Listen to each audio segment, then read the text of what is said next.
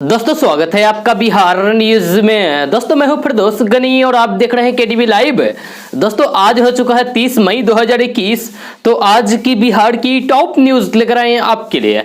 दोस्तों video start करने से पहले आपसे एक रिक्वेस्ट है, अगर आप नए हैं इस चैनल पर तो फिर चैनल को सब्सक्राइब करके बेल आइकन को भी प्रेस कर दीजिए और साथ में वीडियो को लाइक कर दीजिए, अपने दोस्तों के साथ शेयर भी कीजिए। तो चलिए दोस्तों स्टार्ट करते हैं आज के बिहार की टॉप न्यूज। दोस्तों भारतीय रिजर्व बैंक की तरफ से 2000 रुपए के नोट को लेकर एक अहम बात सामने आई है। दरअसल आरबीआई ने 2000 रुपए के नोट को लेकर साफ कर दिया है कि अब सर्कुलेशन में 2000 रुपए के नोट की नई सप्लाई नहीं होगी। जी हां, साल 2016 में नोट बनने के बाद लॉन्च हुई इस नोट को लेकर कई क्यास लगाए जा रहे थे, चूंकि ये नोट अब धीरे धीरे सर्कुलेशन में कम होने लगे हैं। वहीं आरबीआई ने पहले भी 2000 रुपए के नोट को लेकर कहा था कि ये नोट अब नहीं आएंगे, जो सर्कुलेशन में है अभी वही फिलहाल बाजार में चलेंगे। आरबीआई ने अपनी एनुअल रिपोर्ट में कहा है कि पिछले साल की तरह वित्त वर्ष 2020-21 में 2000 रुपए के नए नोटों की कोई सप्लाई नहीं हुई है। जी रिजर्व बैंक ने पिछली बार 2018-19 में 467 लाख 2000 रुपए के नोटों की सप्लाई की थी। इस तरह अभी चलन में कुल 2000 रुपए और 500 रुपए के नोटों की हिस्सेदारी 87.5% है। दोस्तों नीतीश सरकार बिहार में मोटर ड्राइविंग स्कूल खोलने जा रही है। बिहार सरकार ने इसके लिए तैयारियां शुरू कर दी है। जी परिवहन सचिव संजय कुमार अग्रवाल ने कहा है कि बिहार के सभी जिलों में ड्राइविंग टेस्टिंग ट्रैक का निर्माण और ड्राइविंग ट्रेनिंग स्कूल खोलने की कार्रवाई की जा रही है। जी बिहार में कुल 76 ड्राइविंग ट्रेनिंग स्कूल खोले जाएंगे। पहले 38 जिलों में 61 ड्राइविंग ट्रेनिंग स्कूल खोलने का लक्ष्य निर्धारित किया गया था। इसकी संख्या बढ़ाकर अब 76 कर दिया गया है। जी चालकों की ड्राइविंग क्वालिटी में सुधार होने के बाद सड़क दुर्घटना में कमी आ सकेगी। अगर आप भी बिहार सरकार के ड्राइविंग ट्रेनिंग स्कूल में ट्रेनिंग लेना चाहते हैं तो फिर आप थोड़ा सा इंतजार कीजिए, बहुत जल्द आपको केटीवी लाइव के माध्यम से बताया जाएगा। दोस्तों बिहार के डीजीपी एसके सिंघल ने एक बड़ा आदेश दिया है। जी हां, डीजीपी की ओर से सभी जिलों के एसपी, एसएसपी, डीआईजी और आईजी को एक पत्र लिखा गया है। डीजीपी एसके सिंघल ने इस पत्र में कहा है कि साधारण जुर्म या फिर वैसे मामले जिसमें अधिकतम 7 साल की सजा हो सकती है, उसमें पुलिस अब सीधे किसी को गिरफ्तार नहीं करेगी। जी हां, डीजीपी एसके सिंघल ने अपने पत्र में यह भी जिक्र किया है कि इस आदेश को नहीं मानने वाले पुलिसकर्मियों के ऊपर कार्रवाई भी की जाएगी। जी हां, डीजीपी ने अधिकारियों को यह आदेश दिया है कि घरेलू हिंसा या फिर 7 साल से कम सजा वाले मामलों में गिरफ्तारी के बजाय पहले सीआरपीसी की धारा 41 के प्रावधानों के तहत गिरफ्तारी की आवश्यकता के विषय में पुलिस अधिकारी को संतुष्ट होना होगा। इसके साथ ही कोर्ट के सामने गिरफ्तार आरोपी के पेशी के समय गिरफ्तारी का कारण और सामग्री समर्पित करना होगा। दोस्तों बिहार में जानलेवा बीमारी ब्लैक फंगस का कहर बदस्तूर जारी है।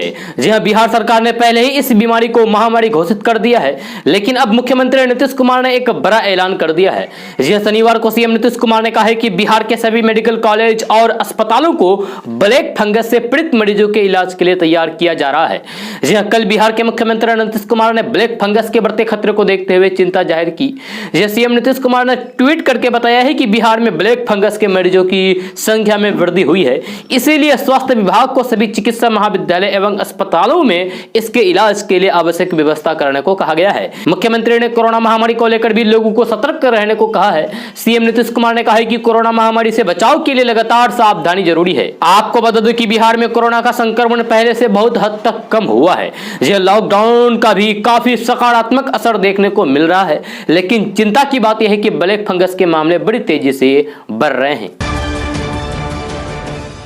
दोस्तों कोरोना ने जहां सभी तरीके की सामाजिक ताने बाने को अपने काल में जहां ध्वस्त कर दिया है, वही कोरोना काल में इंसाफ के लिए भटक रही रूह को भी न्याय नहीं मिल पा रहे हैं। जहां किसी भी तरह की घटना में मौत होने के बाद मामला भले ही थानों में दर्ज कोरोना काल में हो गया है, मगर इन मामलों में जांच की फाइल थानों में धूल फांक रही है। जी हाँ, ये हम नहीं बल्कि लंबित मामले के आंकड़े खुद इस बात की गवाही दे रहे हैं कि किस तरीके की पुलिस पर कोरोना काल में लंबित मामले को बोझ अचानक से बढ़ गया है। जी हाँ, बिहार पुलिस मुख्यालय के अनुसार किसी भी जिले में हर माह जितने मामले दर्ज होते हैं उतने ही मामले लंबित रहने को आदर्श स्थिति मानी जाती है। जी हां, मगर सच्चाई इसके उलट है। सीमांचल के 2 जिलों पूर्णिया और अररिया में यह संख्या 3 गुना एवं कटिहार तथा किशनगंज में 2 गुना हो गई है। जी हां, इस हालात में न्याय की उम्मीद में भटक रही रूहों को कब तक न्याय मिल पाएगा कहना मुश्किल है। सीमांचल के जिलों पूर्णिया, कटिहार, अररिया और किशनगंज में 13,016 मामले लंबित है।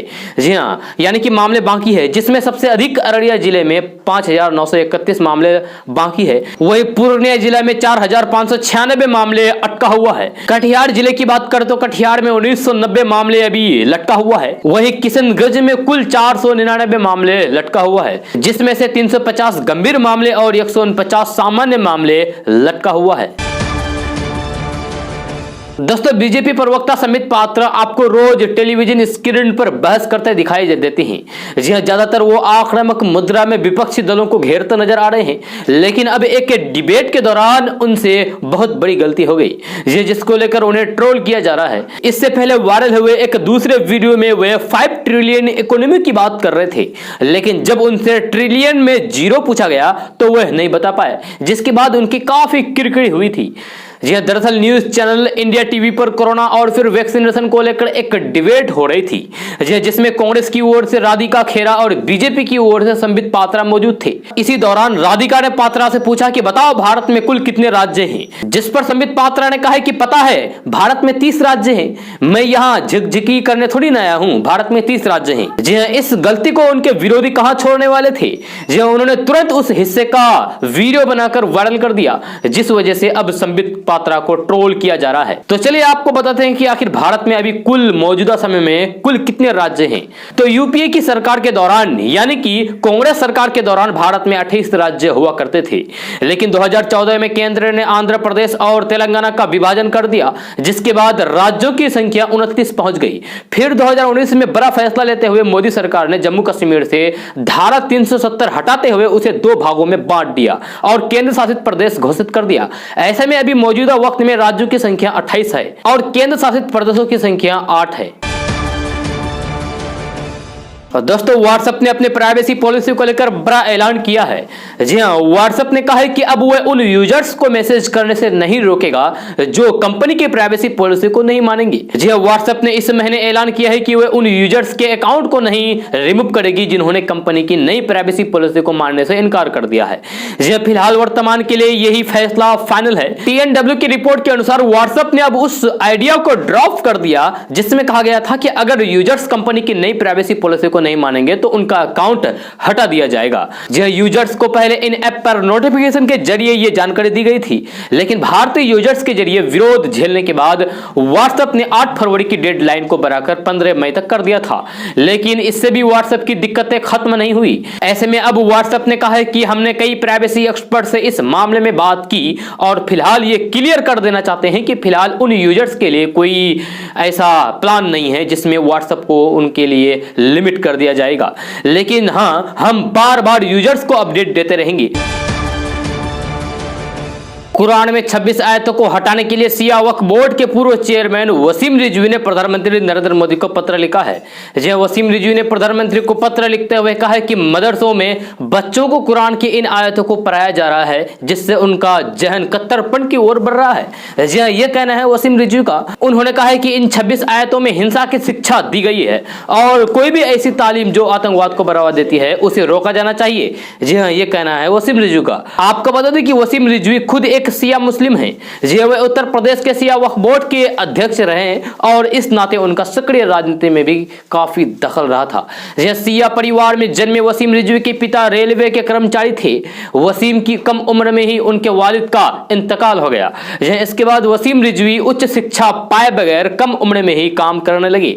यानी कि वसीम रिजवी ज्यादा पढ़े लिखे नहीं है। वसीम रिजवी ने बॉलीवुड में भी अपना हाथ आजमाने की कोशिश की। इस दौरान साल 2019 में उन्होंने बतौर प्रोड्यूसर एक फिल्म लॉन्च की। राम की जन्मभूमि नामक इस फिल्म के डायरेक्टर सनोज मिश्रा थे, जबकि फिल्म की पटकथा वसीम रिजवी ने लिखी थी। 29 मार्च 2019 को रिलीज हुई इस फिल्म में राम मंदिर, बाबरी मस्जिद ढांचा जैसे मुद्दों के अलावा और भी कई चीजों पर बात की गई थी। हालांकि फिल्म कोई खास प्रदर्शन नहीं कर सकी, लेकिन वसीम रिजवी जरूर चर्चा में आ गए और वह आए दिन तरह तरह की घटिया बयान देते रहते हैं।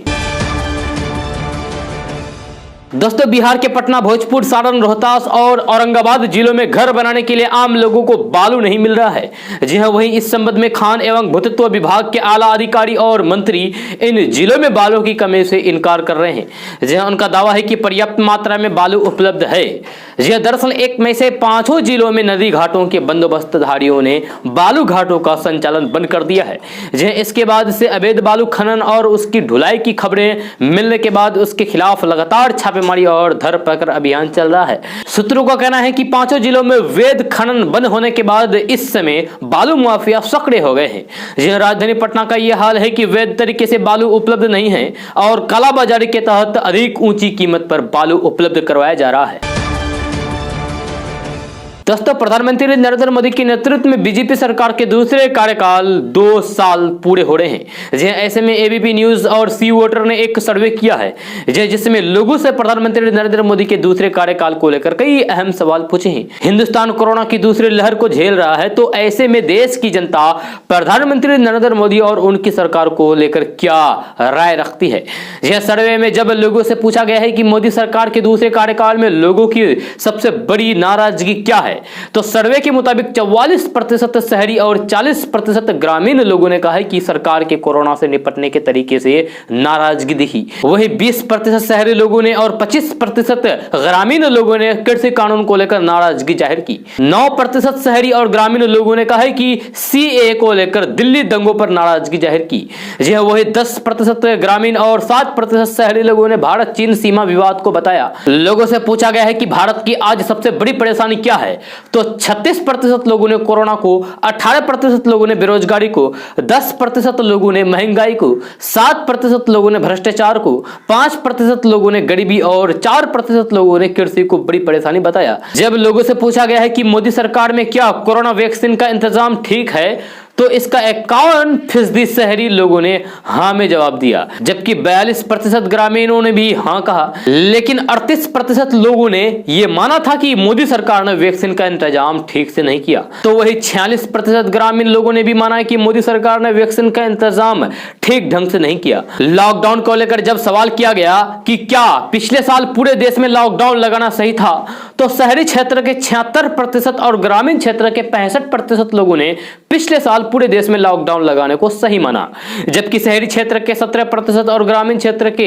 25% लोगों ने इस फैसले को गलत माना। जब उनसे पूछा गया है कि इस बार देशव्यापी लॉकडाउन ना लगाना क्या सही है, तो इस पर शहरी क्षेत्र के 57% और ग्रामीण क्षेत्र के 52% लोगों ने केंद्र के इस फैसले को सही बताया, जबकि शहरी क्षेत्र के 71 और ग्रामीण क्षेत्र के 34% लोगों ने इस फैसले को गलत माना। वही शहरी क्षेत्र के 12% और ग्रामीण क्षेत्र के 14% लोग इस पर कुछ भी नहीं कहा। दोस्तों, पहले ताउते और अब यास तूफान और इसके असर से हुई बारिश ने खेती किसानों को भारी नुकसान पहुंचाया है। जी हां, बिहार में रबी सीजन की मक्का की फसल तबाह हो गई है। जी हां, पहले तूफान की वजह से मक्का के पौधे जमीन पर गिर गए और अब बारिश की वजह से उसमें शरण आने लगी है। जी हां, सरकार ने अब तक राहत की कोई भी घोषणा नहीं की है, लेकिन किसानों ने मुआवजा की मांग कर दी है ताकि इस नुकसान की भरपाई हो सके। यहाँ रबी और खरीफ दोनों में मक्का पैदा होता है। जी हां, इस समय रबी की फसल तैयार थी, मुश्किल से 10% किसानों ने ही कटाई की थी, बाकी लोगों की फसल खेतों में ही पड़ी हुई थी। यह बिहार प्रमुख मक्का उत्पादक राज्य में शामिल है। यहाँ देश का करीब 9% मक्का पैदा होता है। इसमें भी 80% मक्का उत्तरी बिहार के खगड़िया, अररिया, किशनगंज, कटिहार, बेगूसराय और सहरसा सहित 18 जिलों में होता है। इसके अलावा मधेपुरा और समस्तीपुर में भी बड़े पैमाने पर इसकी खेती होती है। बिहार किसान मंच के प्रदेश अध्यक्ष वीरेंद्र सिंह टूडू ने सरकार से 50,000 रुपए प्रति एकड़ के हिसाब से मुआवजा देने की मांग की है। उन्होंने कहा है कि काफी मक्का पानी में सड़ गया है, करीब 50% फसल का नुकसान हो चुका है। दोस्तों, अभी मानसून आने में वक्त है, यानी कि समय है। जी हां, और बारिश के पानी की वजह से जल जमाव की समस्या अभी से ही देखी जा रही है। जी हां, तूफान यास ने बिहार सरकार के मानसून से पहले की तैयारी की पोल खोलकर रख दी है। राजधानी पटना के जयप्रभा अस्पताल में जल जमाव का ये आलम है कि यहाँ मरीज इलाज कैसे करवाएंगे। यहाँ के कैंपस में इतना पानी जमा हो गया है कि लोगों को परेशानी का सामना करना पड़ रहा है। जी, इतना ही नहीं, अस्पताल में जल जमाव के कारण दवाइयां पानी में बहती हुई नजर आती है, जैसा कि आप वीडियो में देख रहे हैं। जी आपको बता दूं कि इसी अस्पताल के कैंपस में जाना माना अस्पताल में दाता भी है। जी यास तूफान की वजह से हुई बारिश ने पटना प्रशासन की पोल खोलकर रख दिया है। जी पटना के जयप्रभा अस्पताल की कई तस्वीरें सामने आई है, जिसमें साफ देखा जा सकता है कि कैसे अस्पताल के लगभग सभी कमरों में पानी ही पानी नजर आ रहा है। सबसे चौंकाने वाली बात सामने आई है कि जब दवाइयां इस पानी में बहती मिली, जो दवाइयां मरीजों के लिए थी वह पानी में बहने से खराब हो गई है। जी हालांकि तस्वीरें और वीडियो देखते ही अस्पताल के कर्मियों ने दवाइयों को उठाया और अलग रख दिया, साथ ही पानी को बाहर निकलने की कवायद में जुटे रहे। वही बारिश के कारण राजधानी पटना के कई मोहल्ले में काफी जल जमा हो गया है, जो आगे भी आपको केडीबी लैब के माध्यम से यानी कि इसी वीडियो में बताया जाएगा। दोस्तों केंद्र सरकार गरीबों की आवास के लिए लगातार काम कर रही है, यानी कि गरीबों के घर के लिए काम कर रही है। केंद्र की प्रधानमंत्री आवास योजना ग्रामीण को लेकर बिहार सरकार ने ग्रामीण विकास मंत्री श्रवण कुमार ने बताया है कि राज्य को देश भर में सबसे अधिक 11,49,947 आवास का आवंटन उपलब्ध कराया गया है।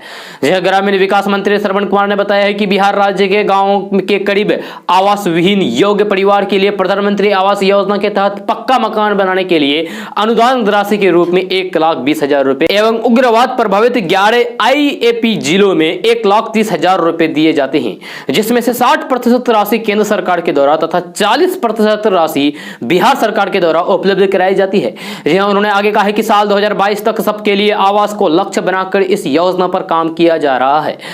इसी के आलोक में वित्तीय वर्ष 2021-22 के लिए बिहार को केंद्र से इस योजना के तहत 11,49,947 आवास का आवंटन किया गया है, जो किसी अन्य राज्यों की तुलना में सबसे अधिक है। जी मंत्री श्रवण कुमार ने कहा है कि प्रधानमंत्री आवास योजना के तहत बनाए गए अस्थायी प्रतीक्षा सूची के सभी परिवारों को बिहार में आवास उपलब्ध कराया जा चुका है। चारा घोटाले मामले में सजा याफ्ता लालू प्रसाद यादव को भले ही जमानत मिल गई हो, जमानत मिलने के बाद लालू प्रसाद यादव को एम्स से छुट्टी भी मिल गई है, लेकिन आरजेडी सुप्रीमो लालू प्रसाद यादव पर खराब सेहत का सीधा असर दिख रहा है। यह पिछले दिनों लालू प्रसाद यादव की पार्टी के विधायकों के साथ एक वर्चुअल मीटिंग में शामिल हुए थे, तब लालू प्रसाद यादव की तस्वीरें साफ तौर पर सामने नहीं आ पाई थी, लेकिन अब लालू प्रसाद यादव की जो तस्वीर सामने आ रही है वह बता रही है कि आरजेडी सुप्रीमो लालू प्रसाद यादव की सेहत में कितनी गिरावट आई है। जी हां, लालू प्रसाद यादव इन दिनों दिल्ली में हैं। दिल्ली में अपनी बेटी और राज्यसभा सांसद मीसा भारती के आवास पर आकर लालू एम्स के डॉक्टरों के मुताबिक अपना ट्रीटमेंट करवा रहे हैं। जी कई तरह की बीमारियों से ग्रसित आरजेडी सुप्रीमो लालू प्रसाद यादव के शरीर पर बीमारियों का असर साफ तौर पर देखा जा सकता है। केडीबी लाइव के जरिए हम आपको लालू प्रसाद यादव की कुछ तस्वीर दिखा रहे हैं। इन तस्वीरों को देखकर आप खुद महसूस कर सकते हैं कि लालू यादव की सेहत पर बीमारियों ने क्या असर डाला है। यह लालू यादव फिलहाल कोरोना संक्रमण के बीच खास सतर्कता बरत रहे हैं। उनकी पत्नी पूर्व मुख्यमंत्री राबड़ी देवी भी साथ में मौजूद हैं। जी लालू की खराब सेहत का असर उनकी पत्नी राबड़ी देवी पर भी देखा जा सकता है। दोस्तों भारत में कोरोना वैक्सीन की किल्लत को लेकर केंद्र सरकार विपक्षी पार्टियों के निशाने पर है। आए दिन राहुल गांधी समेत कांग्रेस के नेता प्रधानमंत्री नरेंद्र मोदी को देश में वैक्सीन की किल्लत को लेकर जिम्मेदार ठहराते हैं। AIMIM प्रमुख असदुद्दीन ओवैसी भी नरेंद्र मोदी सरकार को देश में वैक्सीन की किल्लत और कोविड से हो रही मौतों को लेकर कई मौकों पर घेरा है। इन्हीं सब मुद्दों को लेकर आज तक के डिबेट शो हल्ला बोल पर बीजेपी के प्रवक्ता शाहनवाज हुसैन और असदुद्दीन ओवैसी के बीच जमकर बहस देखने को मिली। जी हां, असदुद्दीन ओवैसी ने कहा है कि बीजेपी वैक्सीन को लेकर सिर्फ झूठ ही बोलती आई है। उन्होंने शाहनवाज हुसैन से मुखातिब होकर कहा है कि मैं आपसे एक ही सवाल कर रहा हूं कि आपने जनवरी से वैक्सीनेशन को शुरू किया और आप झूठ पर झूठ, आप लोगों की पूरी पार्टी झूठ पर खड़ी है। आपने अब तक 15,23,00,000 जनता को पहला डोज लगाया है और सिर्फ 4 करोड़ लोगों को 2 डोज लगे हैं, वो भी 4.5 महीनों में। जी हां, असदुद्दीन ओवैसी ने सवाल उठाते हुए जुलाई में देश भर में 30 करोड़ वैक्सीन की सप्लाई करनी है, इतनी जल्दी सरकार वैक्सीन का इंतजाम कैसे करेगी। इस पर ओवैसी ने कहा है कि आपका सीरम और बायोटेक का प्रोडक्शन है 8 करोड़, जुलाई में 30 करोड़ देना है और कहां से लाएंगे आप? क्या मोदी जी जादूगर हैं, ला लेंगे? दोस्तों, कोरोना संक्रमण की दूसरी लहर अब धीरे धीरे समाप्ति की ओर बढ़ रही है। जी हां, बिहार में रिकवरी रेट 95% के पार तो संक्रमण दर 2% से नीचे आ गई है। वहीं कोरोना संक्रमण के बाद अब लोग ब्लैक फंगस की चपेट में तेजी से आ रहे हैं। सरकार अब ब्लैक फंगस के इलाज को लेकर तैयारियां तेज कर रही है। जी हां, पटना सहित पूरे बिहार में इन दिनों ब्लैक फंगस घातक तेज होता जा रहा है। जी हां, इसके मरीजों की संख्या लगातार बढ़ रही है और मौतों की संख्या में भी इजाफा हो रहा है। जी हां, वहीं ब्लैक फंगस के नए नए लक्षणों ने डॉक्टरों की समस्या भी बढ़ा दी है। यह लोगों के द्वारा पहने जा रहे मास्क भी इस बीमारी का एक कारण बन रहा है। मास्क की गंदगी भी लोगों को इस संक्रमण की चपेट में ले रहा है। यह ब्लैक फंगस के रोगियों में नए लक्षण मिलने से डॉक्टर भी असमंजस में है। यह खास तौर पर ऐसे रोगी जो कोरोना संक्रमित है और उन्हें ब्लैक फंगस हुआ है। दरअसल पटना शहर के इंदिरा गांधी आयुर्विज्ञान संस्थान में गुरुवार से ब्लैक फंगस के मरीजों के लिए संयुक्त डॉक्टरों की ओपीडी सेवा शुरू की गई है। यह 2 दिन के अंदर कुछ ऐसे मरीज रिपोर्ट कर रहे हैं जिनके शरीर में ब्लैक फंगस है, यानी कि फंगस फैला हुआ है। मुंह में छाले आ गए हैं और सीने और गर्दन पर भी दाने दिखाई दे रहे हैं। आईजीआईएमएस में ओपीडी की शुरुआत होने के 2 दिन के अंदर इस तरीके के लक्षण वाले 5 मरीजों को भर्ती किया गया है। इतना ही नहीं, पटना शहर के एम्स और पीएमसीएच में भी इस तरह के केस देखने को मिल रहे हैं। दोस्तों, बिहार में पिछले 3 दिन से हो रही प्री मानसून बारिश ने पूरी व्यवस्था की पोल खोलकर रख दी है। यह विशेषकर राजधानी पटना के हालात 2019 में आई बाढ़ की तरह हो गई है। यह पटना शहर के कई मोहल्ले पूरी तरीके से जल जमाव से प्रभावित हैं। विशेषकर कंकड़बाग और राजेंद्र नगर इलाके में हर साल की तरह इस साल भी बारिश के कारण कई घरों में पानी घुस गया। जिस तरह बारिश से निपटने को लेकर राज्य सरकार और नगर निगम ने काम किया है, उसके बाद तमाम विपक्षी पार्टियों को मौका मिल गया है सरकार को घेरने का। मामले में नेता प्रतिपक्ष तेजस्वी यादव ने इसके लिए पटना के वोटरों को ही निशाने पर ले लिया है। जी हां, उन्होंने लिखा है कि जहां जल जमा हो रहा है, 35 सालों से वहां के जनप्रतिनिधि बीजेपी के विधायक, सांसद, मंत्री और उप मुख्यमंत्री रहे हैं। जी हां, साथ ही उन्होंने लिखा है कि इन क्षेत्रों के मतदाता सबसे अधिक शिक्षित हैं, लेकिन जाति धर्म को प्राथमिकता देते हैं। तेजस्वी यादव ने साफ तौर पर यह कहने की कोशिश की है कि पटना के इन इलाकों में जो हाल है उसके लिए वे वोटर ही जिम्मेदार हैं जो ऐसे लोगों को वोट देते हैं जिन्हें जनता की परेशानी का कोई मतलब नहीं है। आपको बता दें कि कंकड़बाग और राजेंद्र नगर पटना के उन क्षेत्र में शामिल है जहां बड़ी संख्या में डॉक्टर, बैंक कर्मी सहित अन्य पेशे से जुड़े लोग रहते हैं। पिछले ज्यादातर चुनाव में इन इलाकों में एनडीए प्रत्याशियों की जीत मिलती रही है। यह फिर चाहे लोकसभा चुनाव हो या फिर विधानसभा, यह इस बार भी यही स्थिति है। जल जमाव के बहाने कहीं ना कहीं तेजस्वी यादव चुनाव में इन इलाकों में मिलने वाली हार के लिए वोटरों को जिम्मेदार माना है।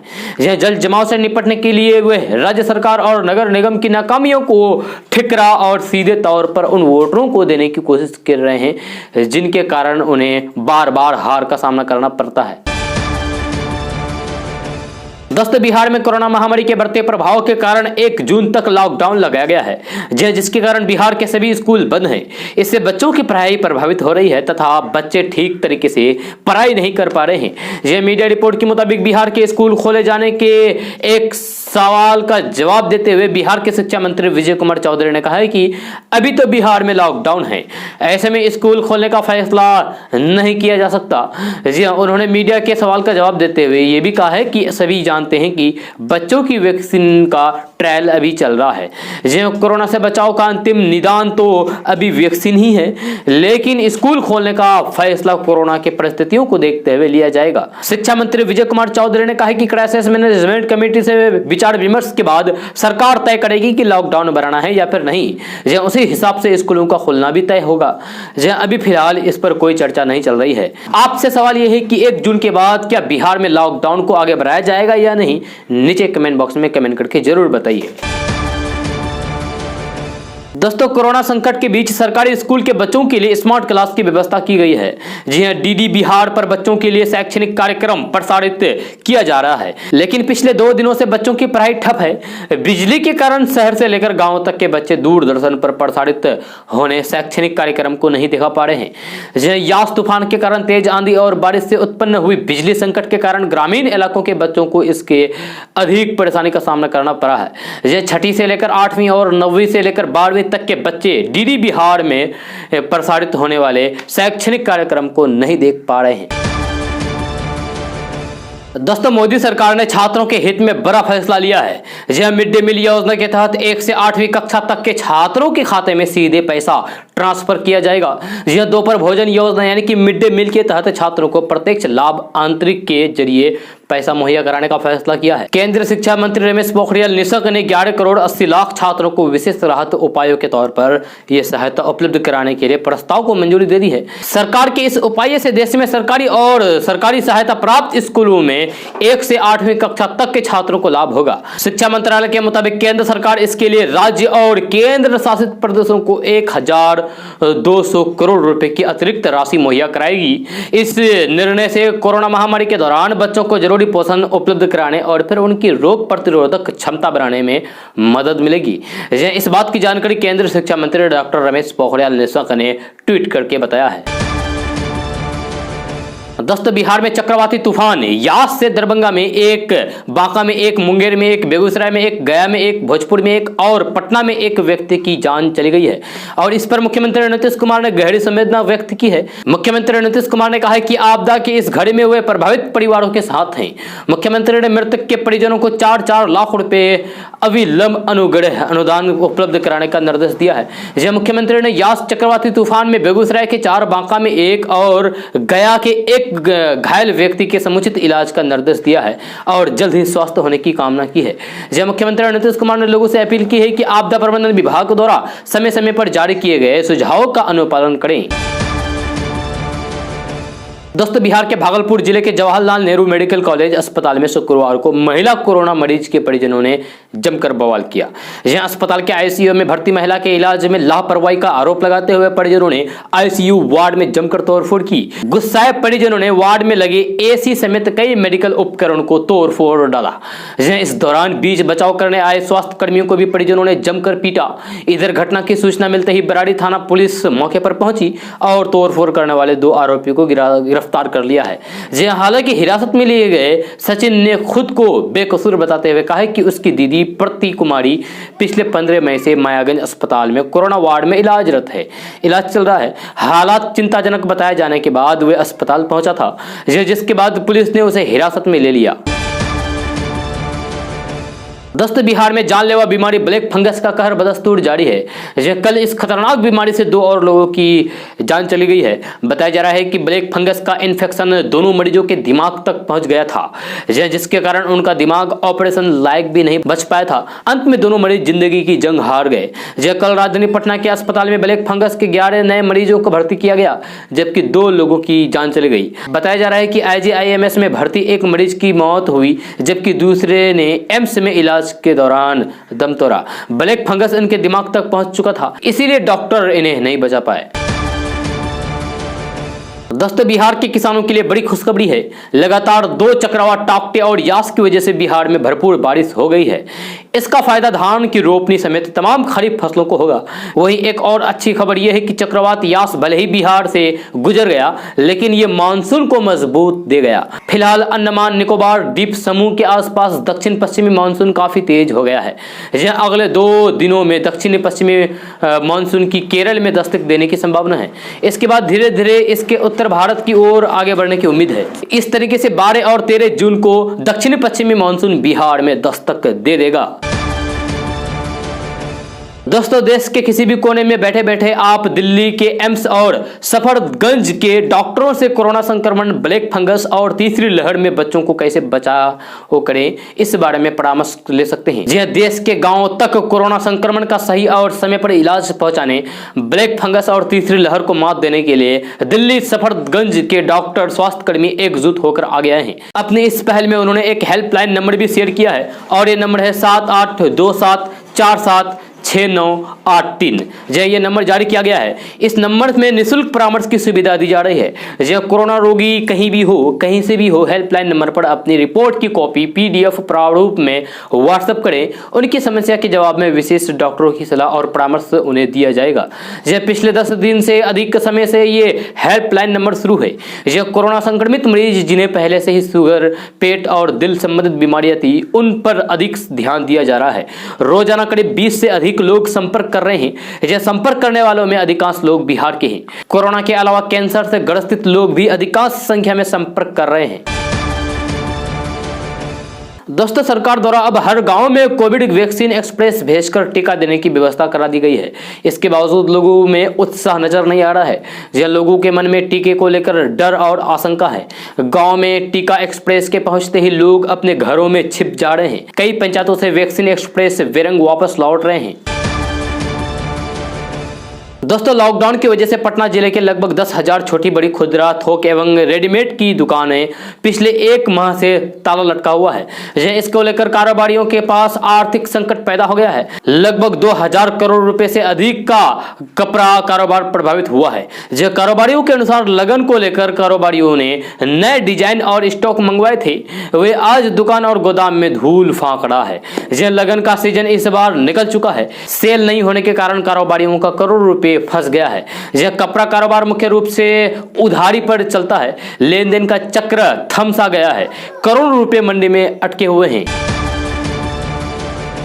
दोस्तों नेपाल के जंगल से निकलकर सीमावर्ती इलाकों में हाथियों के उत्पात से निपटने के लिए अब इंडो नेपाल बॉर्डर पर मधुमक्खियों की धुन वाले उपकरण लगाए जाएंगे। प्रयोग के तौर पर वन विभाग द्वारा किशनगंज जिले के दिगल बैंक प्रखंड के क्षेत्र में कुछ संवेदनशील स्थलों पर चयन करके उपकरण लगाने की प्रक्रिया शुरू की गई है। जहां पहले में नॉर्थ ईस्ट के डुअर्स इलाके में नॉर्थ फ्रंटियर रेलवे द्वारा इसका प्रयोग किया गया था। फिलहाल 20 उपकरण लगाने के लिए प्रस्ताव तैयार करके मुख्यालय को भेज दिया गया है। सबसे ज्यादा प्रभावित और जंगली हाथियों के प्रवेश करने वाले अति संवेदनशील स्थलों को चिन्हित करके इसका प्रयोग किया जाएगा। दोस्तों आज का न्यूज़ बस यहाँ तक। कैसा लगा जरूर अपना सुझाव दीजिएगा नीचे कमेंट बॉक्स में कमेंट करके। अगर आप नए आए चैनल पर तो फिर चैनल को सब्सक्राइब करके बेल आइकन को भी प्रेस कर दीजिए और साथ में वीडियो को लाइक कर दीजिए। अपने दोस्तों के साथ शेयर भी कीजिए। तो चलिए दोस्तों फिर मिलते हैं अगली वीडियो में। जय हिंद, जय बिहार।